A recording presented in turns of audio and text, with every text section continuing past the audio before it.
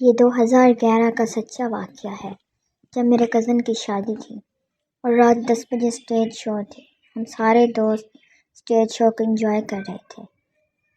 جب رات کا 1 بجے کا ٹائم ہوا تو مجھے گہری نیند آنے لگی۔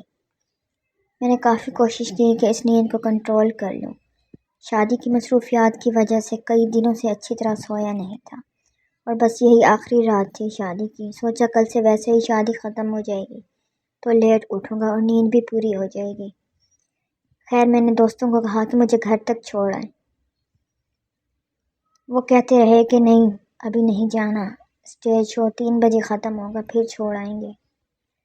میں اسی سوچ میں تھا کہ کیسے گھر پہنچوں۔ میں نے کافی ضد کی لیکن وہ نہیں مان رہے تھے اور اسی کشمکش میں 1:15 ہو گئے۔ آخرکار مجھے غصہ آیا اور میں اکیلا ہی ڈیرے سے نکل کر چل پڑا۔ مجھے 12 منٹ لگنے تھے پیدل گھر کی طرف۔ گھر اور راستے میں ایک قبرستان تھا جس کو میں نے پار کرنا تھا۔ وہ قبرستان روڈ کے ایک کنارے پر تھا۔ بتایا جاتا ہے کہ یہ 100 سال پرانا ہے اور روڈ سے ہی ایک گلی رائٹ سائڈ پہ جاتی تھی ہمارے گھر کی طرف۔ اس وقت ہر طرف کتے بھونکنے کی آوازیں آ رہی تھیں اور جیسے ہی میں گلی کے نکڑ پر پہنچا تو دیکھتا ہوں کہ ایک بندہ کوئی روڈ کے درمیان میں بیٹھا ہوا ہے اور اس کی پشت ہے میری طرف۔ میرے ہاتھ میں سگریٹ تھا جس کو میں نے نیچے پھینک دیا اور میرے رونگٹے کھڑے ہو گئے اور دل زور زور سے دھڑکنے لگا اور میں آہستہ سے واپس مڑا بنا شور کیے اور ڈیرے کی طرف واپس چل پڑا اور دوستوں کو بتایا۔ وہ میری کیفیت دیکھ کر سمجھ گئے اور پھر میرے ساتھ چلنے پر تیار ہو گئے۔ ہم ٹوٹل 3 لوگ تھے۔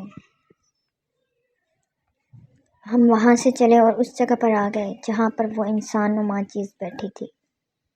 میرے پاس ٹارچ تھی جس کی چارجنگ کافی کم ہو گئی تھی۔ میرے دوست اسے بلا رہے تھے دور سے کہ کون ہو تم بتاؤ، لیکن وہ اپنی جگہ سے ہل بھی نہیں رہا تھا۔ جب ہم نے ٹارچ جلائی اس پر روشنی ڈالی تو وہ اپنی جگہ سے اٹھ کھڑا ہوا اور قبرستان کی طرف چلنے لگا۔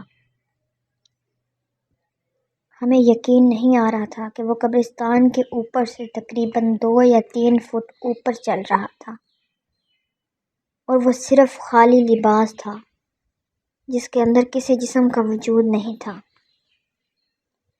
ہم یہ دیکھ کر بہت ہی ڈر گئے اور وہ وہاں چلتے ہوئے ایک شہید کی قبر ہے اس قبرستان میں۔ جیسے ہی وہ وہاں پہنچا اور غائب ہو گیا۔